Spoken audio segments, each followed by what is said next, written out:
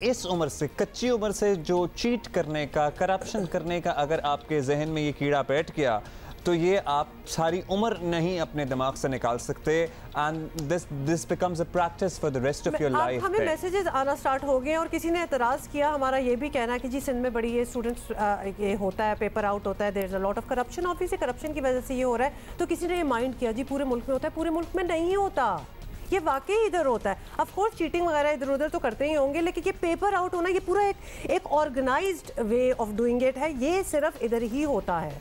तो इसमें भी हमने बात करनी है। और देखिए पेपर आउट होना तो एक बात है, सेंटर्स पे पौना घंटा पर्चा पहुंच ही नहीं रहा। हाँ, ये पहले पर्चे में ये हाल है। 1.5 साल बाद अगर पेपर हो ही रहे हैं अल्लाह अल्लाह करके तो खुदा का वास्ता कुछ तो तैयारी कर लेते आप लोग। सिर्फ 2019 के बाद होने वाले मैट्रिक इम्तहानात के पहले ही दिन बेनज़मी की इंतहा हो गई। और कहते हैं ना बच्चे तो बाद में फेल होते, पहले जो है वो महकमा तालीम और ये तमाम बोर्ड जो है ना ये फेल हो गया, मजाक लिटरली बन गया। कराची में इम्तिहान का वक्त शुरू होते ही पेपर फोटोकॉपी की दुकानों पर पहुंचा। इम्तिहानी मराकज़ में बैठे तलबा पेपर का इंतजार करते रहे, as in they were waiting for the question paper दो they had the answer sheets in their WhatsApp messages, क्योंकि पेपर आउट हो चुका था। कई मराकज़ में 2 से ढाई घंटे तक पेपर शुरू ना हो सका। कोरोना की वजह से पिछले साल तो पेपर हो ही नहीं सके थे, दफातर में भी कोई काम नहीं हुआ। अब इम्तहानात अल्लाह अल्लाह करके शुरू हो गए हैं तो बोर्ड हुक्काम की गफलत, लापरवाही, नाअहली का आलम यह है कि कहीं स्कूल इंतज़ामिया स्कूल को इम्तिहानी मराकज़ बनाने से ही ना इल्म रही और कहीं खुलेआम मोबाइल फ़ोन्स का इस्तेमाल होता रहा। सो ये सब चलता रहा। अच्छा जी, पेरेंट्स जो थे वो जो इम्तिहानी मराकज़ के बाहर खड़े हुए थे वो भी जिस बिस थे कि जनाब हो क्या रहा है। राना जावेद हमारे कॉरेस्पॉन्डेंट हैं, he has been covering this education. लेकिन राना जावेद से सबसे पहले जो हम पहले भी बात कर रहे थे अभी दोबारा कर लेते हैं, हर साल की यही कहानी है। मतलब जिस साल चीटिंग नहीं हुई उस साल इम्तिहान ही नहीं हुए जिस तरह लास्ट ईयर, अदरवाइज तो हमेशा यही होता है। और ये होता वैसे आपके ज़माने में भी ऐसे ही था या अब बहुत बुरा हो गया? अब ज़्यादा बुरा हो गया है ना, मतलब अब ज़्यादा बुरा हो गया क्या? मतलब अब ज़्यादा ऑर्गेनाइज्ड हो गया। सिंध में ज़्यादा बुरा था, वहाँ का कॉन्सेप्ट था कि किसी को अगर मैट्रिक इंटर पास करना चाहिए तो इंटीरियर सिंध चला जाए, लेकिन अब उलट हो गया, अब कराची में लोग मैट्रिक इंटर करने आते हैं। तो विच ऑल्सो मीन्स कि ये काम जो है, चूंकि हम कह रहे हैं ज़्यादा बुरा हो गया, ये ज़्यादा ऑर्गेनाइज्ड हो गया क्योंकि इतना सीमलेसली हो रहा है। क्योंकि अगर आप फिजिकली भी इमेजिन करें ना कि ये पर्चा किस तरह आउट होता है, बच्चे अभी बैठे हुए हैं एग्जामिनेशन सेंटर में, पर्चा फोटोकॉपी हो रहा है, किस चीज़ को आप रिस्पॉन्सिबल ठहराएंगे? अगर आप ऑब्वियसली इतनी रिसर्च आपने इस पर की। देखिए मैट्रिक बोर्ड सबसे पहले और उसके बाद स्कूल्स की जो इंतज़ामिया है जो कि ड्यूटी देती है, जो इम्तिहानी सेंटर बनते हैं, और फिर सिंध गवर्नमेंट, बल्कि सबसे पहले सिंध गवर्नमेंट। अच्छा, पेपर आउट होना 9:30 बजे पेपर का वक्त है, अगर 3 मिनट बाद पेपर आउट हो रहा है तो कुछ लोग कहते हैं कि पेपर आउट नहीं क्योंकि 9 बजे 9:30 बजे शुरू हो गया है, लेकिन पेपर आउट होने के पीछे पूरी एक साइंस है। मैट्रिक बोर्ड जब पेपर बनाता है तो वो 3 पेपर बनाता है कि अगर खुदा न खास्ता रात में लीक हो जाए तो वो अगले दिन सुबह दूसरा पेपर उसकी जगह कर दे। लेकिन जो नकल माफिया वो उनसे भी ज़्यादा होशियार हैं, वो पेपर शुरू होने के बाद पेपर लीक करते हैं ताकि मैट्रिक बोर्ड कुछ कर ही ना सके। पूरे शहर में पेपर फैल चुका होता है, बच्चे पेपर स्टार्ट कर चुके होते हैं, तो वो 3 मिनट बाद वो लीक होता है और उसके आधे घंटे बाद हल। लीक होने से क्या मुराद है? लीक होने से मुराद ये है कि जाहिर है बच्चा उस वक्त एग्जामिनेशन हॉल में बैठा हुआ है, उसको वो हलशुदा पेपर क्या मोबाइल पे मौसूल हो रहा है। कल यही हुआ कि बहुत से सेंटर्स में गए तो फुटेजेस भी हमारे पास हैं, बच्चे मोबाइल यूज़ कर रहे थे। बिल्कुल जब जाके हमारे साथ जो लोग थे उन्होंने जाके कहा कि जिनके पास मोबाइल है वो आके रखें, तो एक साथ दर्जनों बच्चे उठे, उन्होंने ला के टेबल पे अपने मोबाइल रखे, उनके जब मोबाइल चेक किए तो हलशुदा पेपर उनके मोबाइल में मौजूद थे। ये तो वो हाल था जहाँ पॉलिसी क्या है वैसे? हम तो एग्जामिनेशन हॉल में लेके नहीं जा सकते, बिल्कुल नहीं था, कैलकुलेटर पे पाबंदी बिल्कुल ऐसा ही है, लेकिन बस नहीं है इस पर कोई खास तवज्जो। अच्छा, मोबाइल लेके जाना अलाउड नहीं है तो ये कैसे जा रहे हैं सबके मोबाइल अंदर? देखिए सेंटर्स की जो इंतजामिया होती है उनकी जिम्मेदारी होती है कि बच्चों को अलाउ ना किया जाए, लेकिन बदकिस्मती से उस पर सख्ती से अमल नहीं हो रहा है। पिछले दिनों तो बहुत ज़्यादा जब सख्ती हुई, रेंजर्स को तैनात किया गया, सिंध में दफ़ा 144 नाफिज कर दी जाती थी।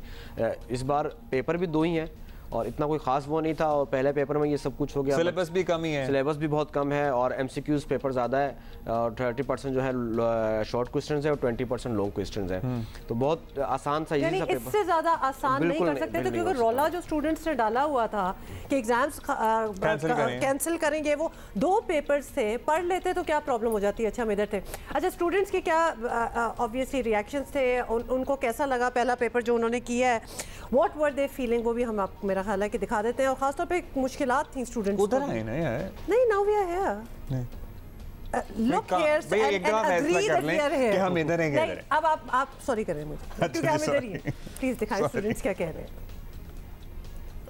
तो पेपर स्टार्ट हुआ, कितनी गलत बात है, पेरेंट्स को परेशान करने वाली बात है। इस तरह बच्चे भी अंदर परेशान हो रहे हैं और पता नहीं अंदर लाइट है नहीं है, पानी दे रहे हैं नहीं दे रहे, और पेरेंट्स के लिए कोई भी वो नहीं दी हुई है उन्होंने कि पेरेंट्स को धूप में पेरेंट्स बैठे हुए हैं। 9:30 बजे स्टार्ट होना था लेकिन 12 बजे स्टार्ट हुआ है और यहाँ पे हम लोग गर्मी में बाहर बैठे हुए हैं। जी टाइम पूरा मिला और पेपर भी लेट स्टार्ट हुआ है। टाइम पूरा दिया था, मैं 10 बजे शुरू हुआ था पेपर, 12 बजे तक के में हमको पूरा टाइम मिला 2 घंटे। तैयारी करना तो मुश्किल हुई लेकिन हमने कोशिश की।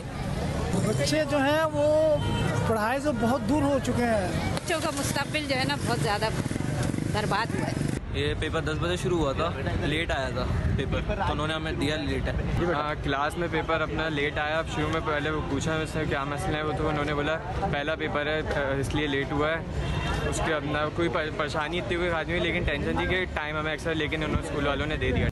पहला है उसके बाद आखिरी होगा, सारे दो ही है। पहला पेपर है इसलिए लेट हुआ और बाकी इसके बाद आखिरी है।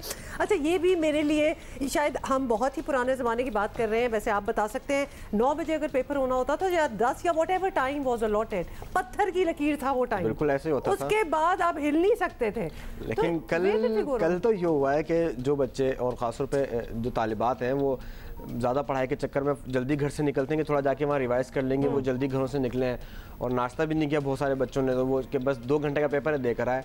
जब अंदर गए हैं तो सुरजानी में तो पेपर शुरू ही 12 बजे हुआ है। एक स्टूडेंट कह रही थी 12 बजे जी कहाँ रह गया था पेपर, कहीं का बैठ के पकौड़े खाने लग गए थे, हो रहा था पेपर, पता नहीं कहाँ रुक गया। और 9:30 से तो बहुत टाइम होता है और जाहिर है 9:30 अगर टाइम है तो 9:30 तो निकले 11 बजे पेपर खत्म होने का ऑफिशियल टाइम है। बहुत सारे सेंटर्स में 11:30 बजे खत्म हो चुका है और वो 12 बजे लेकर पहुंच रहे हैं, सब कुछ हो चुका है और 12 बजे उस सेंटर में शुरू हो रहा है और कई जगह तो पहुंचा नहीं है, तो वहाँ बराबर वाले जो करीबी स्कूल था वहाँ से मंगवा के फोटोकॉपी करवा के बच्चों में तकसीम किया गया। नहीं तो वैसे 12:30 तक 12 बजे तक इन बच्चे पेपर नहीं दे रहे थे, ये बैठे होंगे, मोबाइल भी इस्तेमाल कर रहे होंगे, सब कुछ, तो ये तो सारा कुछ इनके पास आ गया होगा ऑलरेडी। बच्चों का इतना कसूर नहीं है जब वो फाइनली पहुंच ही गए रौला डाल के और उनको पेपर अब दे तो दो ना। हुमा, आपने सईद गनी साहब को कितनी दफा तालीम और इसके इश्यूज पे बात करते हुए देखा है, वैसे कभी कभार तो भूल जाते हैं हम कि वो एजुकेशन मिनिस्टर फॉर सिंध है, क्योंकि वो वाकई एजुकेशन पे कम बात होती है बहुत कम, तो वो प्रायोरिटी जो है वो हमें नहीं नजर आ रही। अगर सईद गनी साहब भी who is the minister for this, अगर उनका भी अगर हमें लैक ऑफ इंटरेस्ट नजर आए या फिर वो समझें कि जी जो हमने कर दी है मामला सेटिंग कर दिया है उतना ही रहेगा, तो हम किसको ब्लेम करें या किसको रिस्पॉन्सिबल ठहराएं? हुकूमत जिम्मेदार है, अब चाहे वो अपने अपने जिम्मेदारियों से हाथ हटा लें कि जी मैं मिनिस्टर नहीं हूँ, या जिस तरह कल मुर्दाबाद से पूछा तो उन्होंने कहा जी मुझे ज़्यादा मालूम नहीं, आप वज़ीर तालीम से या मुशीर बोर्ड से पूछें। सईद गनी साहब ने कहा कि मेरा महकमा नहीं, लेकिन मैं फिर भी मालूमात दूंगा कि क्या है। और जिनका असल महकमा है निसार खोड़ो साहब, जब वो इलेक्शन में नाअहल हो गए थे तो उनकी सियासी साख को बरकरार रखने के लिए उन्हें एडवाइज़र बनाया गया और मिनिस्टर का दर्जा दे दिया गया। तो उसके बाद से वो मिनिस्टर तो हैं, एडवाइजर तो हैं, लेकिन तवज्जो कोई नहीं है उनकी। बस वो बस सारा मामला हुआ, बस वो दर्जा लेने तक सारा मामला था और उसके बाद से निसार खोड़ो साहब आप कहाँ हैं सर, आपके ज़ेरे इंतज़ाम जो मामला है उसका क्या हशर हो रहा है? मेरा ख्याल है आप लोग रब्ता कर रहे हैं उनसे, कोई रब्ता हुआ उनसे? कल उनके तर्जुमान से रब्ता उन्होंने कहा कि वो कराची में ही होंगे और उनके तर्जुमान से रब्ता हुआ, मतलब इस पे भी वो तर्जुमान हमें बताएगा कि क्या हो रहा है। हद हो गई। Thank you Rana Javed ji. Thank you ji. मेरा ख्याल है कि ये वो वाली डिबेट है जो कि आप इसमें क्या कंक्लूड करेंगे? There is nothing much that you can